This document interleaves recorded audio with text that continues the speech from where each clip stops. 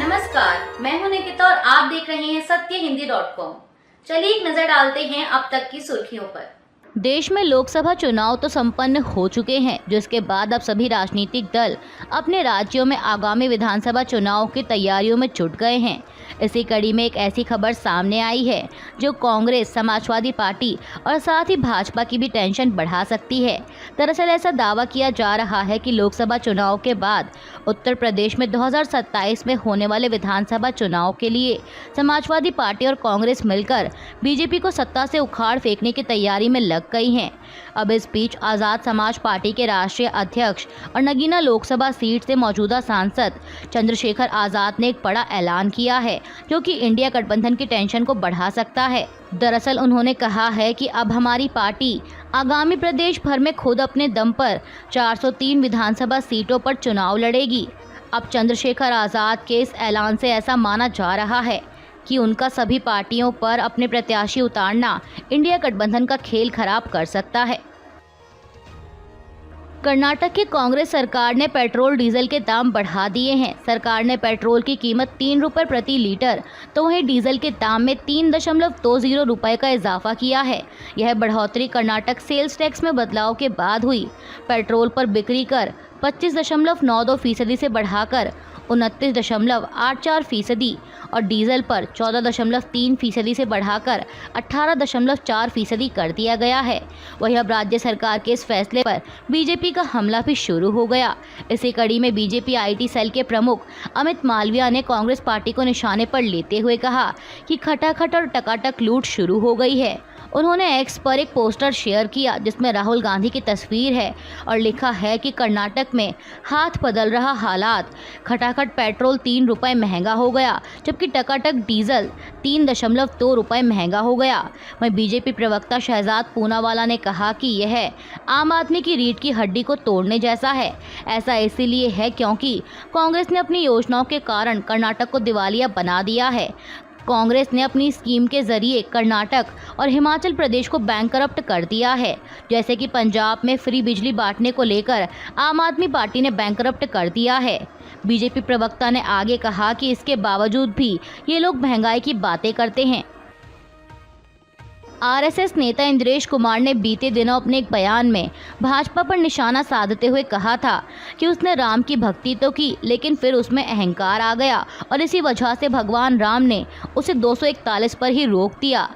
अब आरएसएस नेता के इसी बयान पर प्रतिक्रिया देते हुए भाजपा नेता सीटी रवि ने कहा कि हमने इंद्रेश कुमार का बयान सुना है, उन्होंने अहंकार के बारे में बात की है।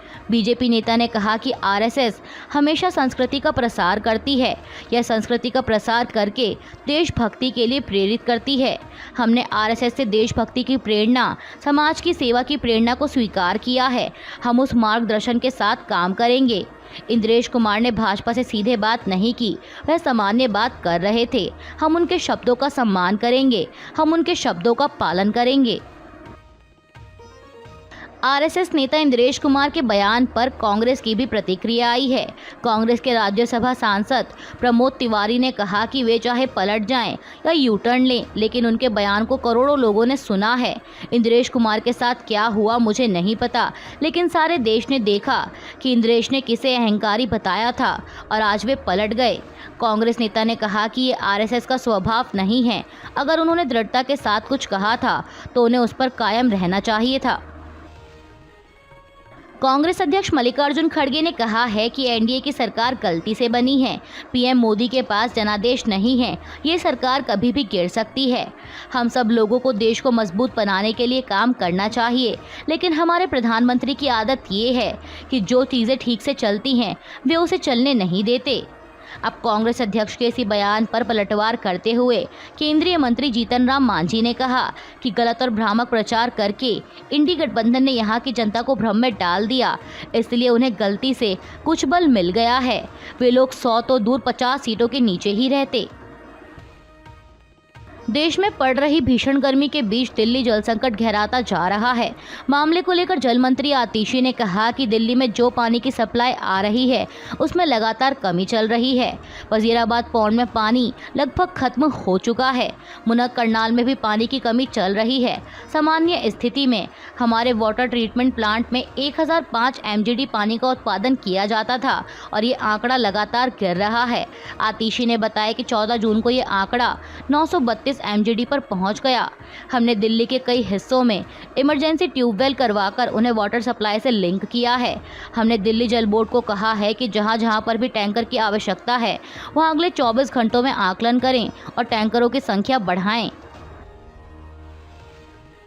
दिल्ली जल संकट को लेकर आम आदमी पार्टी सरकार लगातार बीजेपी के निशाने पर है।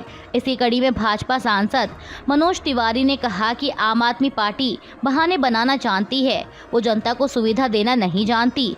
इन्होंने दिल्ली को ना तो साफ पानी दिया, कई इलाकों में जल जमाव से मुक्ति नहीं दी। आम आदमी पार्टी को बहाने बनाना आता है, इनमें सीखने की नीयत भी नहीं है और इसका जवाब जनता इनको बहुत जल्द हटा कर देगी। वहीं पश्चिमी दिल्ली लोकसभा क्षेत्र से नवनिर्वाचित भाजपा सांसद कमलजीत सहरावत ने कहा कि दिल्ली में जल संकट बहुत गंभीर है, जनता त्रस्त है।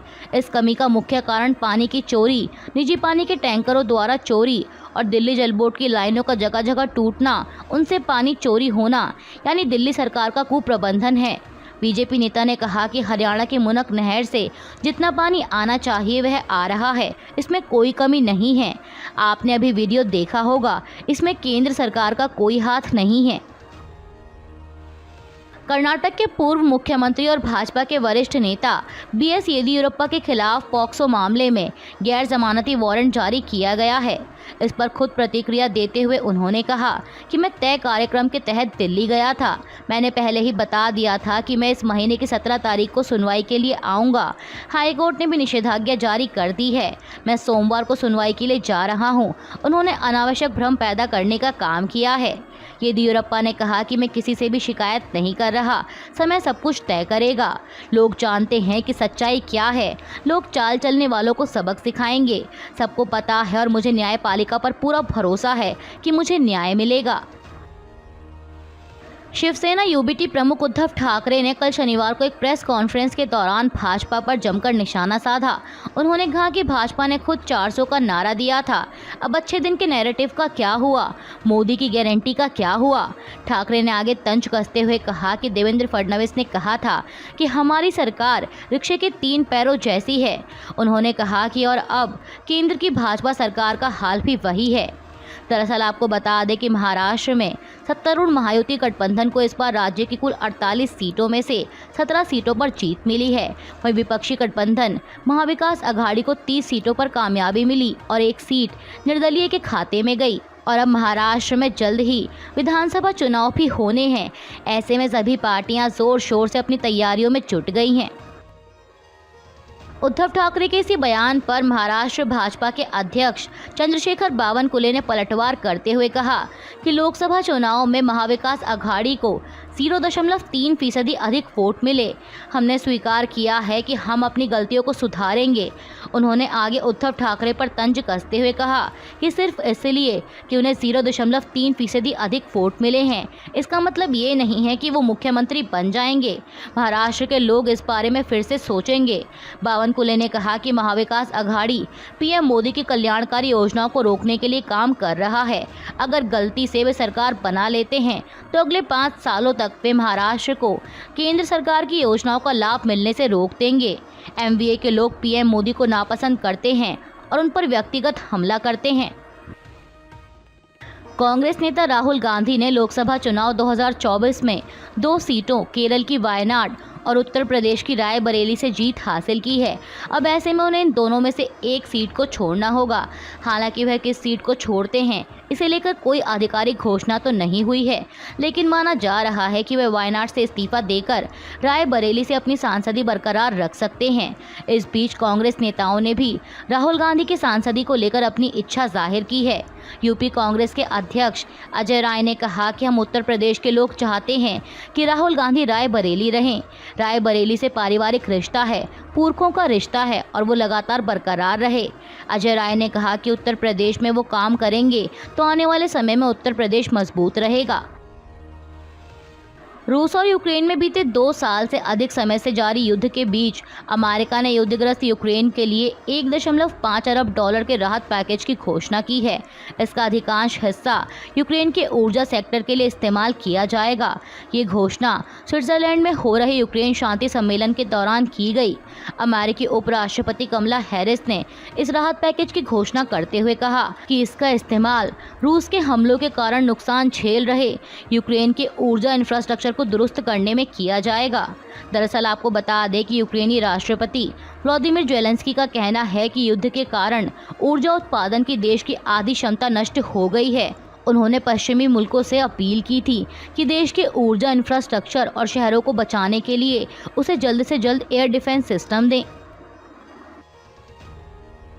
यूक्रेन के साथ जारी जंग को रोकने के लिए रूसी राष्ट्रपति व्लादिमीर पुतिन ने एक प्रस्ताव रखा था, जिसे इटली और जर्मनी के नेताओं ने नकार दिया है। दरअसल रूस यूक्रेन जंग को समाप्त करने पर चर्चा के लिए कई देश स्विट्जरलैंड में आयोजित G7 शिखर सम्मेलन में पहुंचे हैं। इस दौरान इटली और जर्मनी के नेताओं ने युद्ध रोकने के लिए रूस के राष्ट्रपति पुतिन की शर्तों को सिरे से नकार दिया है। शुक्रवार को पुतिन ने कहा था कि शांति वार्ता के लिए यूक्रेन को दोनेत्स्क, लुहांस्क, खेरसोन और जापोरीजिया से अपने सैनिक हटाने होंगे और यूक्रेन को नेटो में शामिल होने का सपना छोड़ना होगा। इस पर इटली की प्रधानमंत्री जॉर्जिया मेलोनी ने राष्ट्रपति पुतिन की जंग रोकने वाली योजना को प्रोपेगेंडा बताया। उन्होंने कहा कि इसमें यूक्रेन को ही यूक्रेन से बाहर जाने के लिए कहा गया है। वहीं जर्मन चांसलर ओलाफ स्कॉल्स ने पुतिन की शांति वाली योजना को तानाशाही शांति कहकर खारिज कर दिया। अभी के लिए बस इतना ही। बाकी की खबरों के लिए बने रहिए सत्यहिंदी.com के साथ।